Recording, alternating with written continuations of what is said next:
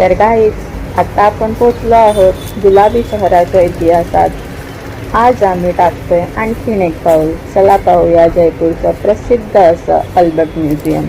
प्रत्येक भिंतीत इतिहास, प्रत्येक कलाकृतीत एक वेगळी कहाणी. सो आता आम्ही इथे तिकीटसाठी थांबलो आहोत. हे आहे तिकीट काउंटर, जिथे आपण अल्बर्ट गॅलरीमध्ये जाण्यासाठी तिकीट काढणार आहोत. तर संदीप इथे तिकीट घेत आहेत आणि तुम्हाला आम्ही तिथे जे पोस्टर्स लागलेले आहेत ते पोस्टर्स दाखवतोय.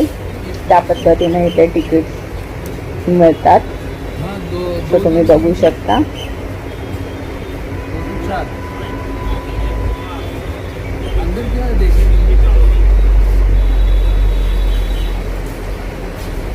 तसेच इथे विद्यार्थ्यांसाठी त्यांचं स्कूल ID, कॉलेज स्टुडंटसाठी त्यांचं कॉलेज ID हे लागणार आहे जर स्टुडंट इथे बघण्यासाठी येत असतील तर. तसेच हे आहे अल्बर्ट कॅफे, जे कोणी येत असतील त्यांच्यासाठी चहा कॉफी वगैरे घेण्यासाठी.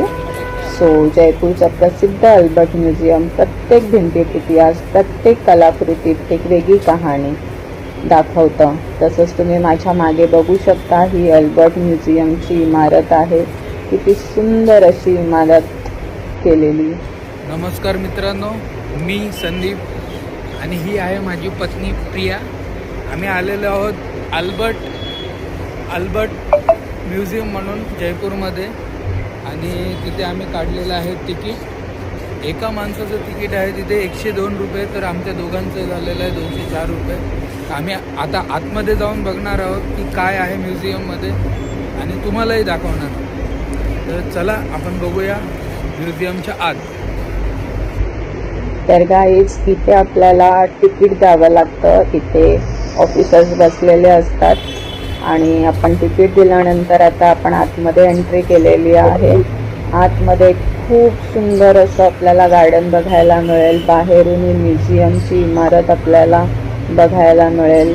खूप सुंदर अशी इमारत आहे, तुम्ही पाहू शकता. पत्नी प्रिया माझी पत्नी.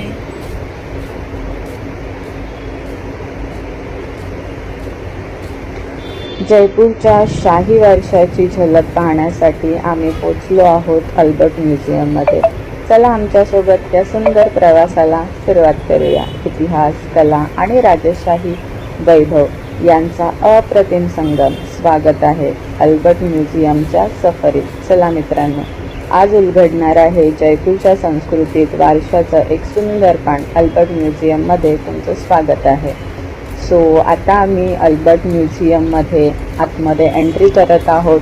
तर एंट्री करण्याच्या अगोदर आपल्याला हे सुंदर असं गार्डन लागतं. सो आम्ही थोडेसे व्हिडिओ करत आतमध्ये एंट्री करत आहोत. वातावरण खूप छान होतं. हलकं ऊन, पावसाचं वातावरण होतं, पण पाऊस नव्हता. पण खूप छान असं वाटत होतं. बाहेरून इमारत अगदी राजांच्या काळामध्ये जसं महल असतात, राजेशाही महल, त्या पद्धतीने वाटत होती. अगदी मन जिंकून घेतलं. खरंच खूप सुंदर. म्युझियमची इमारत बघ किती जुनी आहे आणि तिचं स्ट्रक्चर